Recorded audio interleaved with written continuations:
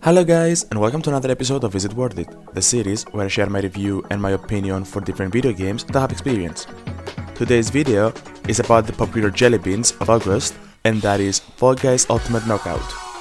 Fall Guys Ultimate Knockout was developed by a small British company called Mediatonic, and it was published by Epic Games and Devovler Digital. The game was released on August 2020 for PC and was also released for the PlayStation 4 console. Xbox X and Nintendo Switch, alongside the next-gen consoles, will receive their official copy somewhere within 2021. I'm gonna be 100% honest with you, before this game was released, I was anticipating it, as me and my friends needed what it seemed a new party game since I personally had enough of Gang Beast. When this game was out, it was given free for the PlayStation through the PS5 subscription, so we all had it. Unfortunately, the game was good for like 1 or 2 weeks and then we moved forward. It's not that the game was bad or something like that, it's that the game only had a total of 10 to 15 minigames. I chose not to make my review back then, as the game was barely out and it would not be fair for me to judge it so early on. I feel though, now it's the best time to judge it, as the game is close to its first year release and it's already in Season 4. But what is Fall Guys? Fall Guys is a platforming battle royale resembling a lot of Takeshi's Castle and Wipeout. The game is simple. 60 Fall Guys are placed in one map, and their goal is to keep qualifying until they reach the final task, where they'll have to be the one to win. Each round eliminates a certain amount of people. For example, round 1 will most likely disqualify 16 and so on. The gameplay is very simple so that everybody can join regardless having or not game experience. You have 4 main buttons and 1 for emoting. You use the joystick to move around the environment, X to jump, square to dive, and R2 for grappling. R2 in general can be used for grappling other players to sabotage them, grab items in game modes that allow it, and grappling ledges, which was added back in Season 3. The emotes can be triggered with the keypad, aka the arrows on the controller. Playing during a season, each time you play the game, the more you proceed, the more points you get, but even if you lose and disqualify in the first round, you'll still receive points. There is 2 types of currency, Kupo coins and crowns. You receive them both as rewards during the seasons, the more you level up. Moreover, as I mentioned, you get coins after each minigame. The faster you cross the line, the more you receive. For example, when you cross the line, you'll see a small sticker saying top 5, top 20%, top 50, and among the last. Depending on which category you are, the more coins you receive.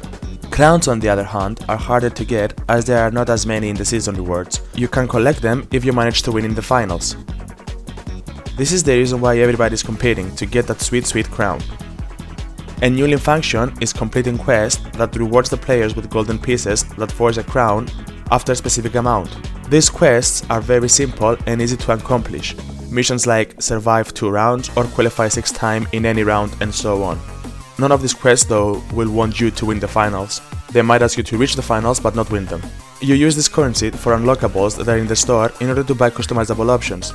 These options are upper and lower half of costumes, emotes, faces, color patterns, player cards, and player nicknames.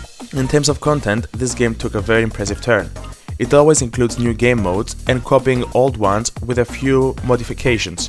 To elaborate, the more the seasons came with their own unique additions to the game, the more they took inspiration of modifying older maps. For example, you can get 5 different versions of the game called Slime Climb, where they replace the wrecking ball with fans, cylinders, and others, and this happened with many maps. It doesn't sound like it's something big, but it makes a huge difference in the gameplay. I noticed while playing with some friends that some people are not as good in some maps, but they are really good over the modification of that map. These modifications include changing tools, adding fans, adding zero gravity, and other alterations, which are really nice in overall. When it comes down to minigames, there's a variety of them. You can race through an obstacle course, survive on a platform while obstacles are being thrown in your way, and last but not least, team games, where they group you up with others in order to work together for a common goal. Sport games like basketball, football, catch the egg, catch the tail, jinx, and others. Something that was missing, but I'm so glad it was added with Season 4, is the squad games. In the past, you could invite 3 friends, but in case of them losing, they had to sit and spectate you through the other levels. And in case of team games, they're always on your team. Squad goals, once again, has 60 players, however, they are all in teams of 4. The goal is for your team to reach the finals, where the teams whose player is the last man standing will win. To qualify as a team, all you need to do is pass the finish line as fast as you can, as the faster you finish it, the more points you get. Each player add their points to the team sum, and based on their score, it will be judged if they successfully passed or not. There has been plenty of cases where a team had players who failed to qualify, but because the rest 3 placed among the first, they get enough points to have a spot in the next phase. The last 2 things I should mention is first their Twitter account.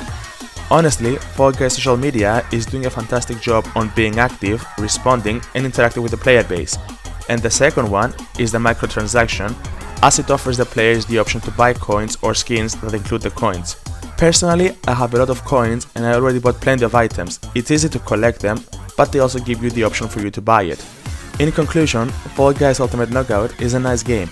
It's not a full price game, and it's not a game that requires a lot of time for you to play in a single round. The maximum a game can last is approximately 10 minutes if you make it all the way to the finals. It keeps updating itself, offering new game modes and new alterations. The game will soon be 1 year old, and it seems like as of now, it's on a healthy player base. I personally dropped it 2 weeks after it was released, but since then I've been playing a lot in Season 4. I hope you guys enjoyed the video. If you did, please leave a like and subscribe. Tell me in the comments below if you enjoy Fall Guys or if you're willing to give it a try. While in the comments, tell me which game mode you prefer the most and which the least, and how many crowns you earn. I personally love the ring ski, where you have to jump through the rings to earn points. I hate slime climb, honestly I hate it, and I have 2 crowns earned in the finals. Till then, take care and I'll see you all in the next one. See ya!